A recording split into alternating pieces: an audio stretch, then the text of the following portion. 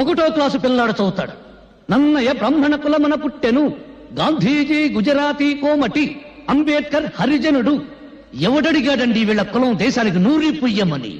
ఇవన్నీ వాగితే నేను పిచ్చోడు. పొరపాటుని మీలో ఎప్పుడైనా దేశభక్తి అనే ఆవేశం పుడితే దాని మీద నీళ్లు చల్లడం చాలా తేలిక. ఇప్పుడు చార్మినార్ ఉన్న చోట శ్రీకృష్ణుడు ఆవులను మేపాడంటే చాలు, ఫినిష్.